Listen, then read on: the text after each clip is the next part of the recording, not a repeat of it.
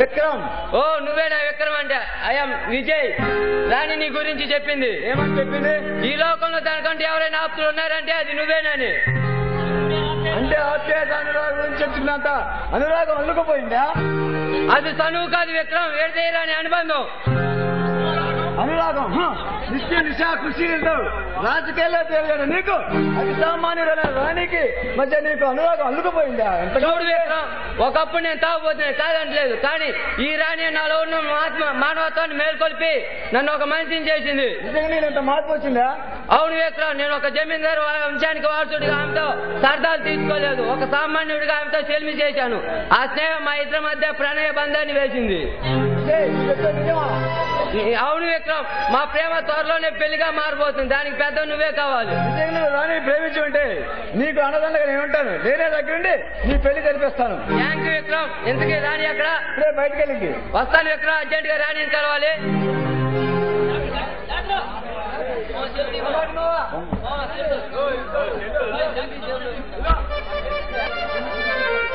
Vikram your under arrest ఎందుకు నిన్న దోపిడీ దొంగతనంతో సిటీలో అందరూ సృష్టిస్తూ చట్టాన్ని పట్టుబడుతున్న తప్పు చరిత్రతో రెడ్ లైన్ నువ్వే కాబట్టి. నేనే ఆ రెడ్ లైన్ నేనే, కానీ దోపిడీ దొంగను మాత్రం కాను. దొంగవు కావా? అయితే ఎంపీ రాజేంద్ర లూట్ చేసిన ఎవరు? ఎమ్మెల్యే లోకల్ పార్టీ ఆఫీస్ లో 10 లక్షలు లూట్ చేసిన ఎవరు? నువ్వు కాదా? నేనే. అది ప్రజల సొమ్ము దోచుకున్నాను, ఆ ధనాన్ని మళ్ళీ ప్రజలకే పంచిపెట్టాను.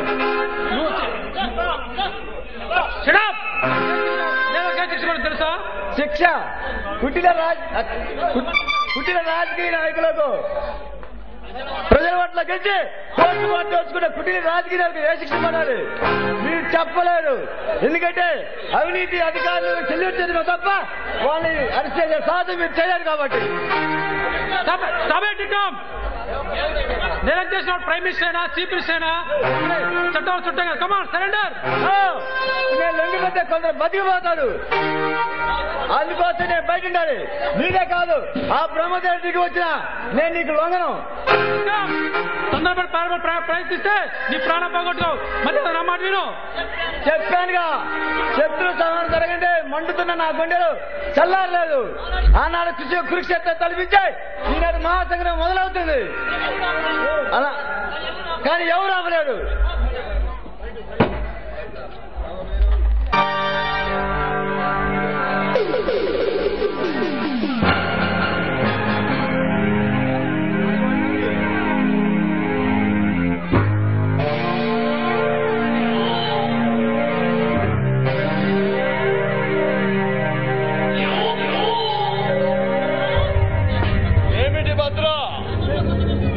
కొట్ట వెళుతున్న పెళ్లి బస్సుని దోపిడీ చేశారా?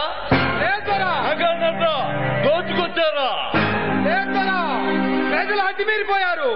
ఒక్కరొంటి మీద కూడా నికలస్తైన బంగారం లేదు, మొత్తం నకిలీ బంగారమే. అవుందరా, గిల్టీ నగలతో సింగారించుకొని మా కళ్ళల్లోనే కార్యం కొట్టారు. ఆ బస్సులో అనువను ఎతికిన పిల్లి గవ్వతోడు దొరకలేదురా.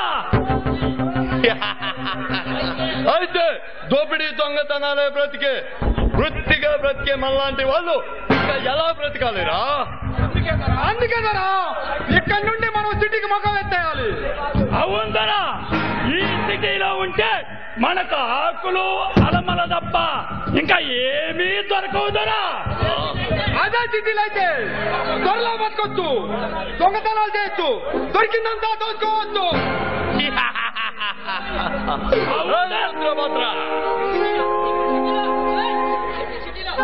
అవుందరా, ఈ సిటీలో రౌడీలే రాజకీయ నాయకులై రాష్ట్రాన్ని దోచుకుంటున్నారు, ప్రపంచాన్ని పంచుకుంటున్నారు కదా.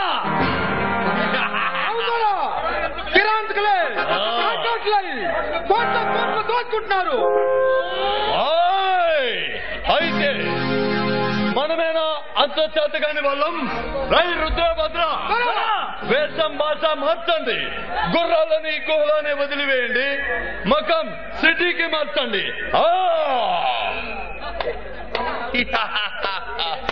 సరైన నిర్ణయం తీసుకున్నావు భీమన్నా. ఓ ఎవరు? మహేంద్ర వర్మ. ఏమిటి 25 తర్వాత గుర్తొచ్చాడా ఈ పాత మిత్రుడు? భలేవాడి భీమన్నా, అసలు మర్చిపోతానేగా గుర్తుకి రావటానికి. అవును భీమన్నా, ఎలా ఉన్నావు?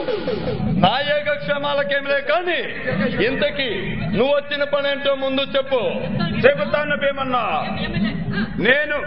నేను ఎలక్షన్ లో పోటీ చేయాలనుకుంటున్నాను. దానికి నీ బలము బలగము నాకు కావాలి. చెప్పు భీమన్నా, ఎంత కావాలో అయినా ఇస్తాను.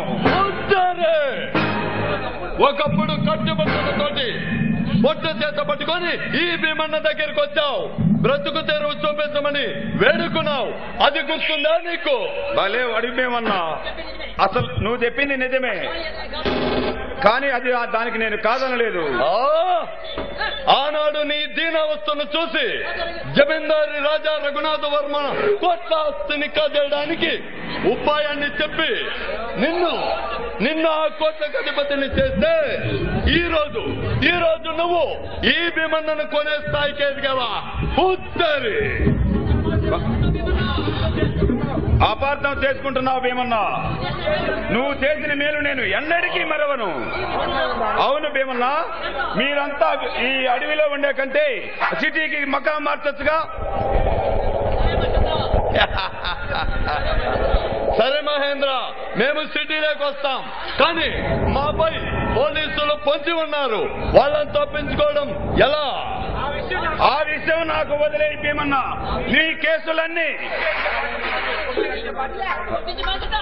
కేసులన్నీ కొట్టేసే బాధ్యత నాది. నువ్వేమి కంగారు పడకు, వెంటనే సిటీకి మకాం మార్చేయి. భద్ర, నువ్వు వెళ్ళి గువ్వలకొండలో ఉన్న మన వాళ్ళందరినీ వెంట పెట్టుకునిరా. రుద్ర, చీకటి పడేసరికి సిటీకి చేరాలి. సామానంతా సర్దండి. రుద్రభద్ర, మన మిత్రుడు మహేంద్ర వర్మ కలిసిన సందర్భంగా మంచి పార్టీ ఏర్పాటు చేయండి రా. అర్థమైందిగా?